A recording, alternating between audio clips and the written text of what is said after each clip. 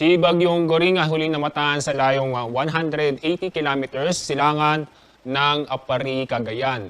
Napanatili ang lakas ng hangin ng bagyong ito na kusan ang lakas ay maabot pa rin sa 155 kilometers per hour at ang pagbugso nasa 190 kilometers per hour. Nasa typhoon category pa rin si Bagyong Goring. Inaasahan po natin ito'y kikilos pa northwestward sa mabagal na kanyang paggalaw. At inaasahan po natin na ito'y magpapatuloy sa kanyang pagkilos patungo sa Taiwan, Batanes area. Kasalukuyan, pinapalakas ni Bagyong Goring ang southwest monsoon. Itong southwest monsoon ay patuloy na nakakaapekto mula Central Luzon hanggang sa Mindanao. At ito namang isang bagyo nasa labas ng ating Philippine Area of Responsibility sa ganap na Tropical Storm Haikwe. Mamaya po ay i-discuss ho natin yan. Una, ito si Bagyong Goring. Inaasahan po natin kikilos nga po patungo sa Taiwan, Batanes area. At mamayang gabi, inaasahan po natin ang layo ng sentro o gitna ng bagyo ay nasa 140 kilometers east of Calayan, Cagayan. Pagdating po ng Thursday ng umaga, nasa layo itong 305 kilometers west-northwest ng Itbayat, Batanes. Inaasahan po natin na kapag ito'y napanatili sa kanyang dalaw, maaaring po sa bukas ng gabi o Thursday ng umaga, ay inaasahan po natin nasa labas na ng ating Philippine Area of Responsibility si Goring. Mula ngayon hanggang sa paglapit sa may bandang southern portion ng China, mapapanatili ang kanyang typhoon category. At narito po ang mga lugar po na sa ilalim ng Tropical Cyclone Wind Signal. Una po ang Tropical Cyclone Wind Signal number 3 sa southern portion ng Batanes at northeastern portion ng Babuyan Islands. Signal number 2 ay nakataas sa lalabing bahagi ng Batanes at Babuyan Islands at kasama rin ang extreme northeastern portion ng mainland Cagayan. Signal number 1 ay nakataas sa northern at eastern portion ng mainland Cagayan, eastern portion ng Isabela, northern portion ng Apayao, at northern portion ng Ilocos Norte. So ang mga lugar po nito na sa ilalim ng Tropical Cyclone Wind Signal ay makakaranas po ng masungit na panahon. At narito po ang mga pag-ulan dulot ng Bagyong Goring. Yung kulay orange po na 100 to 200 millimeters na inaasahan po natin dami ng ulan, ibig sabihin po niyan ay intense hanggang torrential na pag-ulan ngayong araw na magtatagal hanggang bukas ng tanghali. At maranasan po yan sa northeastern portion ng Babuyan Islands. Samantala, heavy to intense na pag-ulan na maranasan sa Batanes, Babuyan Islands, Ilocos Norte, northern portion ng Abra, northern portion ng Apayao, north at eastern portion ng mainland Cagayan. So mula bukas ng tanghali hanggang Thursday ng tanghali, mas malakas na pag-ulan na inaasa po natin dito sa kulay red, na ibig sabihin ito, torrential na pag-ulan na maranasan sa Batanes at Babuyan Islands. Intense to torrential na pag-ulan naman sa northern portion ng Ilocos Norte, northwestern portion ng Cagayan. Heavy to intense na pag-ulan naman sa Apayao, Abra, northern portion ng Ilocos Sur, northeastern portion ng mainland Cagayan, at yung lalabing bahagi ng Ilocos Norte. At itong wind map, pinapakita ko sa inyo yung magiging senaryo ng dalawang bagyo sa southwest monsoon. So, paglabas ni Bagyong Goring sa maaari po bukas ng gabi o Thursday ng umaga, si Bagyong magiging si Hana ang magpapatuloy na paghatak kay southwest monsoon. So, ibig sabihin po, within the next 5 days, ay makakaranas pa rin tayo ng mga pag-uulan dulot ng southwest monsoon o habagat sa malaking bahagi ng ating bansa. So, isa sa mga senaryo na pagkilos ng dalawang bagyo na pinapakita na itong si bagyong may international name na Haikwe na magiging Hana ay posible pong dadaan sa dito lang po sa east right corner ng Philippine Area of Responsibility at malayo po sa ating bansa. Ibig sabihin na ay kapag ito'y napanatili sa kanyang galaw, ay walang direktang epekto sa ating bansa. So, yung mga pag-ulan po dala ng habagat na kung sa may naasahan din malalakas na pag-ulan.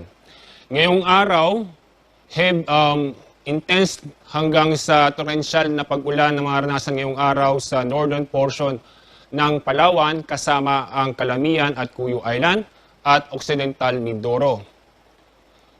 Heavy to intense na pag-ulan naman na maranasan sa Antique, Romblon, Negros Occidental, Guimaras at southern portion ng Palawan kasama ang Cagayan Silio. Bukas ay minasang pa rin tayong malalakas na pag-ulan. Intense hanggang sa torrential na pag-ulan sa Occidental Mindoro, samantalang heavy to intense na pag-ulan naman sa Zambales, Bataan, northern portion ng Palawan, kasama ang Calamian at Cuyo Island. Sa araw ng Huwebes, August 31, intense hanggang torrential na pag-ulan sa Zambales, Bataan at Occidental Mindoro, samantalang heavy to intense na pag-ulan sa Metro Manila, Rizal, Bulacan, Cavite, Batangas at Pangasinan. At dahil po dito sa mga inaasahan po natin mga malalakas na pag-ulan dulot ng bagyo at southwest monsoon, paalala po sa mga babayan po natin na patuloy pa rin tayong mag-ingat at alamin po ang ligtas na lugar dahil sa nandiyan pa rin po ang banta ng pagbaha at pagguho na lupa lalo na lang po sa mga mababang lugar at malapit sa kailugan. At dahil po sa malakas na habagat ay meron tayong gale warning at inyong mapapansin halos buong bansa o buong baybaying dagat sa bansa ay nasa ilalim ng gale warning. Ibig sabihin po ay automatic pong bawal pumalaot ating mga kababayan. At yung nababasa, ang inaasahan po natin taas ng alon ay mula 2.8 hanggang 6.5 meters. Yung 6.5 meters ay concentrated po sa may bandang Northern Luzon dahil nandun po yung si Bagyong Goring. At sa the rest of ng babayan ng seaboard na sa ilalim ng gale warning ay ang taas ng alon ay aabot ng 4.5 meters. So ang mga lugar po na sa ilalim ng gale warning ay sa Isabela, Batanes, Cagayan, kasama ang Babuyan at Calayan Islands, northern coast ng Ilocos Norte, Aurora, Bataan, Zambales, buong Palawan, Romblon, Marinduque, Occidental Mindoro, Oriental Mindoro, Cavite, Batangas, kasama na rin ang Metro Manila, Quezon, kasama ang Polillo Island, Catanduanes, Camarines Norte, Camarines Sur, Albay, Sorsogon, Masbate, kasama ang Burias Island, Antique, Aklan, Capiz, Iloilo, Guimaras, Negros Occidental, Bohol, Siquijor, Cebu, Leyte, Southern Leyte, Northern Samar, Eastern Samar, Surigao del Norte, Misamis Oriental, Camiguin, Agusan del Norte at Dinagat Islands. Nga po, dahil sa malakas na hangin, dahil sa habagat, ngayong araw makakaranas ng pamisa-misa malalakas na hangin sa Aurora, Bataan, Bulacan, Metro Manila, Calabarzon, Mimaropa, Bicol Region, Visayas, Dinagat Island, Camiguin at yung malaking bahagi ng Zamboanga Peninsula.